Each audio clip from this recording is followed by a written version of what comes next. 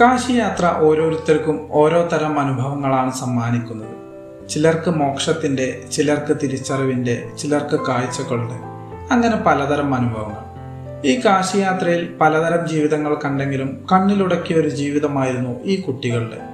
ഗംഗയുടെ പടവുകളിൽ നിന്നും നദിയിലേക്ക് അർപ്പിക്കുന്ന ചില്ലറത്തുണ്ടുകൾ അവർ കാന്തം ഉപയോഗിച്ച് തേടിയെടുക്കുന്നു.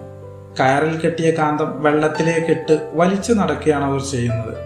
അതിൽ ഒട്ടിപ്പിടിക്കുന്ന ചില്ലറത്തുണ്ടുകൾ പിന്നീട് എടുത്ത് പോക്കറ്റിലിടും. പുണ്യനദിയായ ഗംഗയിൽ വിശ്വാസികൾ അർപ്പിക്കുന്ന ചില്ലറത്തുണ്ടുകൾ കൊണ്ട് ഗംഗക്ക് ഗുണമൊന്നുമില്ലെങ്കിലും അതുകൊണ്ട് പല കുടുംബങ്ങളിലും അടുപ്പെരിയുന്നു എന്നതിൽ അഭിമാനിക്കാം. മറ്റു കെട്ടുകളിലും ഇങ്ങനെ ചില്ലറത്തുണ്ടുകൾ തേടി നടക്കുന്ന കുട്ടികളെ കണ്ടിരുന്നു. അവർ ഒരിക്കലും ഭിക്ഷയാചിക്കുന്നില്ല. ഇങ്ങനെ കാന്തത്തിൽ ഒട്ടിപ്പിടിക്കുന്ന ചില്ലറത്തുണ്ടുകൾ സ്വരൂപിച്ചുകൊണ്ട് അധ്വാനിച്ചു തന്നെയാണ് അവർ അവരുടെ അന്നം കണ്ടെത്തുന്നത്.